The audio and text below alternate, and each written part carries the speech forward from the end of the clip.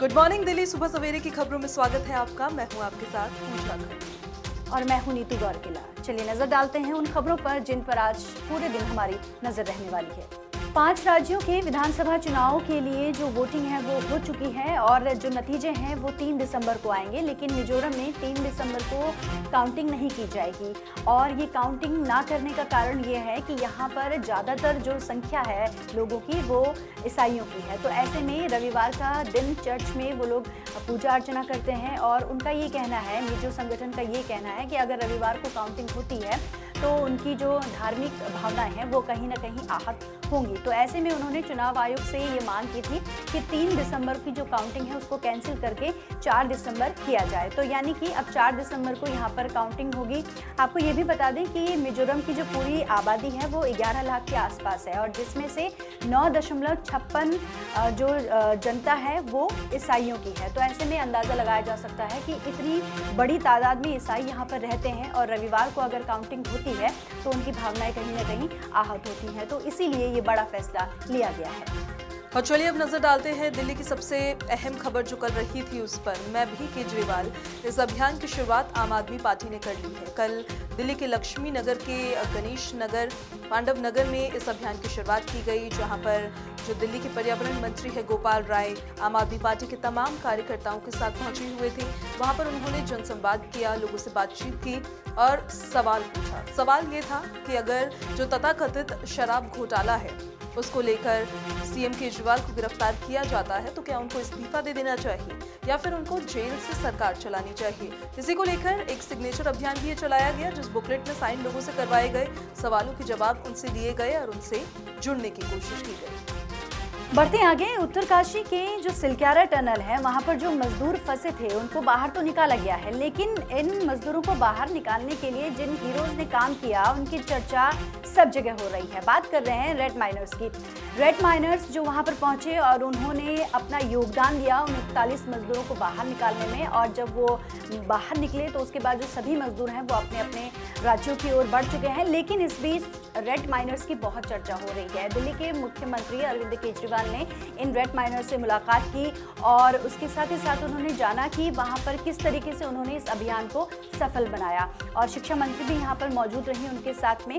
और आतिशी जो कि शिक्षा मंत्री हैं दिल्ली की, उनका इस साफ तौर पर ये कहना था कि ये जो रेड माइनर्स हैं ये दिल्ली जल बोर्ड में काम करते हैं, लेकिन जब इनकी ज़रूरत वहाँ पर महसूस हुई तो हमने इन्हें वहाँ पर भेजा। क्या आप भी दिल्ली में नए आए हैं? क्या आप भी बस से ट्रैवल करते हैं? और क्या आपको भी रूट्स की जानकारी समझने में कि कौन सी बस कहाँ जाएगी इसमें दिक्कत होती है? तो ये खबर आपके लिए ही है।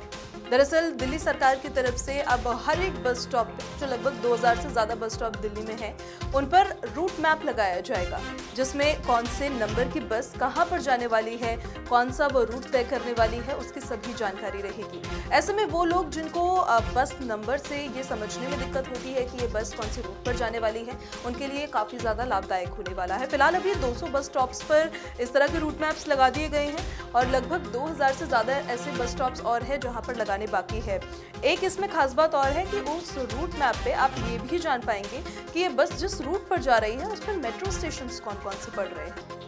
चीन में एक अजीब सी बीमारी इन दिनों काफी फैल रही है। ये रहस्यमय बीमारी बच्चों को अपनी चपेट में ले रही है। जो छोटे बच्चे हैं उनमें इस बीमारी का खासा असर देखने को मिल रहा है। सिम्टम्स बच्चों में ये हैं कि बच्चों को बुखार आ रहा है, खांसी हो रही है और हल्का सा गले में जलन जैसी भी महसूस हो रही है।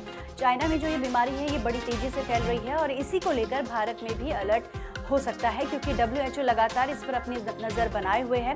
और जिस तरीके से कोविड फैला था, आप सभी को पता है कि कोविड ने किस तरीके से देश में महामारी फैलाई थी और क्या कुछ यहाँ पर हुआ था, उसका कितना असर लोगों पर पड़ा था। अभी भी उस चीज़ से लोग जिन लोगों ने कि इस बीमारी को फेस किया है वो लोग इस सदमे से अभी भी बाहर नहीं आ पाए हैं। तो ऐसे में जो ये रहस्यमय बीमारी फैल रही है चाइना में, उसको लेकर भारत में भी कई सारी इंतजाम किए जा रहे हैं।